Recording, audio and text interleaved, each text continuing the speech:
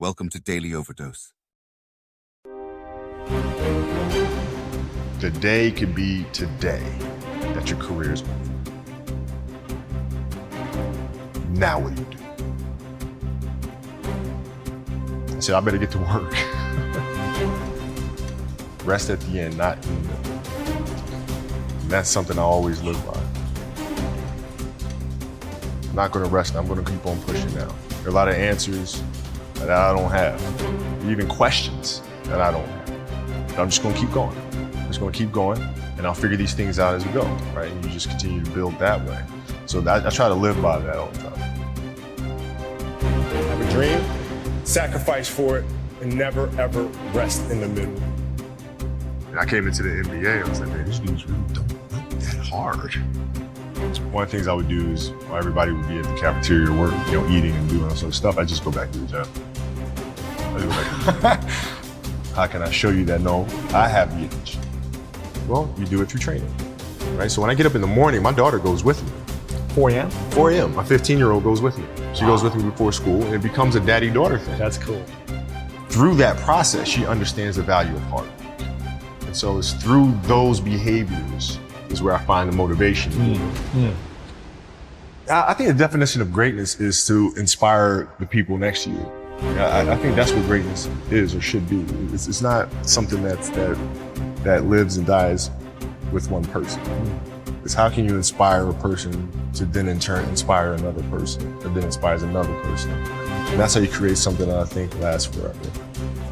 It's not sit around and it's all happy-go-lucky type. If you're a leader, your job is to get the best out of it. Got to deal with it, face it, learn from it. It's exciting when you win, it's exciting when you lose, because the process should be exactly the same. But the hardest thing is to face that stuff. But what if today is the day that's it? Now what do you do?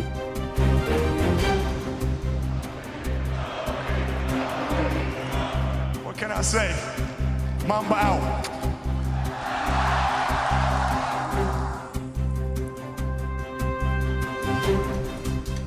My parents were great. Growing up, they instilled in me the importance of imagination, of curiosity, and understanding that, okay, if you want to accomplish something, I'm not just going to sit here and say, yes, you can do whatever you want. Yes, you can, but you have to also put in the work to get there, right? So they taught me that at a really early age, man. And when you grow up as a kid thinking that the world is your oyster, all things are possible if you put in the work to do it, you grow up having that fundamental belief. Who was more influential for you, your father or mother? Both were influential at different points. Yeah.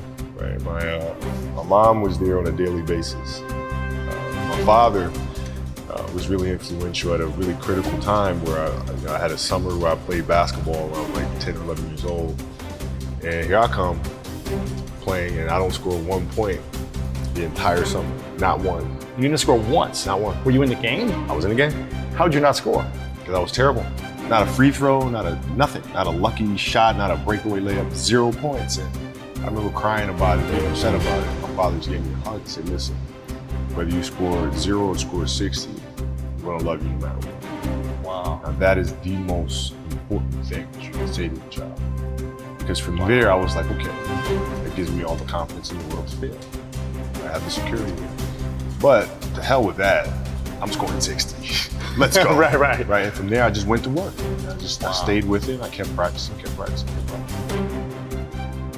I think that's when the idea of understanding a long-term view became important. Because I wasn't going to catch these kids in a week. I wasn't going to catch them in a year. Right? So that's when I sat down and said, okay, this is going to take some thought. All right, what do I want to work on first? All right, shooting. All right, let's knock this out. Let's focus on this half a year, 6 months, do nothing but shoot. Right after that, all right, creating your own shot. And you focus. So I started creating a menu of things. When I came back the next summer, I was a little bit better. And then 14 came around, back half of 13, 14 years old, and then I was just killing everyone. And it happened in 2 years. And I wasn't expecting it to happen in 2 years, but it did, because what I had to do was work on the basics and the fundamentals. While they relied on their athleticism and their natural ability. And because I stick to the fundamentals, it just caught up to me. And then my body, my knees stopped hurting. I grew into my frame. And then your athleticism, once you have the fundamentals, Exactly. the hard work, the mindset, and you tack on the athleticism, it's game over. Then it was game over. Wow.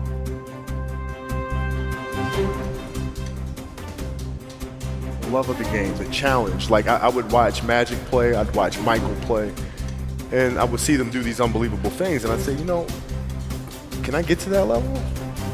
I don't know, but let's find out. Let's find out. And so that curiosity to see where I could push this thing led me down that path, I think. With the 13th pick in the 1996 NBA Draft, the Charlotte Hornets select Kobe Bryant from Lower Merion High School in Pennsylvania. Greatness lies ahead for this young man. Well, I learned that you have to work hard and you have to approach the game with a serious mindset. There was a stretch in 03 where Shaq was out with an injury.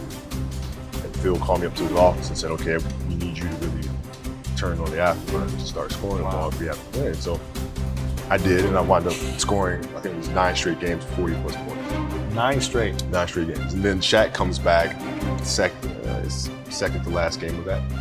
And then Phil calls me up to his office and says, Cole, okay, I need you to dial it back. I'm like, why? Like, we're winning. I don't understand. It's because our goal is to win a championship. But if you continue to do this, we'll lose Shaq. We'll lose him. His motivation, his excitement. What triggers him, right? So I need you to pull back so we can pull Shaq forward for June. I mean, that was the big challenge, is you move from, being the single dominant player to understanding, okay, I have to help these other guys. So I lift everyone else up. It's tough. It's more like you put yourself to the side, and you put yourself in their shoes and understand what they're feeling. And then you have to make certain decisions of, okay, what buttons do I need to push for this player to get to the next level? So it's not sit around and it's all happy-go-lucky time.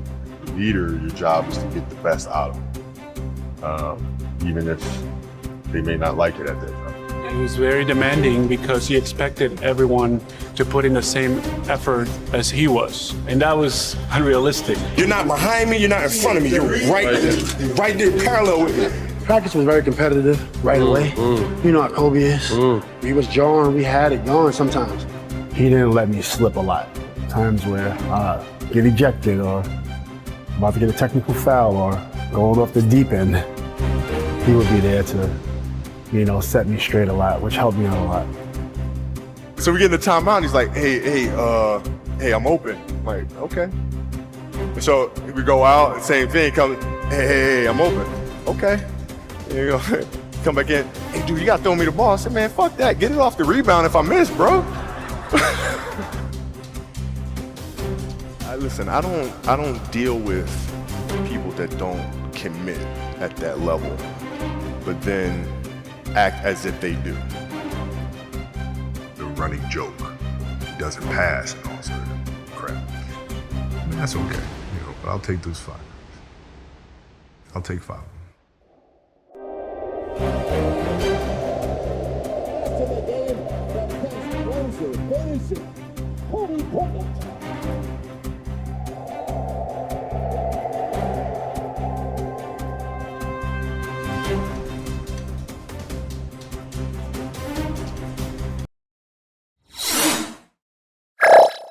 Thank you for watching our videos. Please like and subscribe to our channel so you won't miss another video.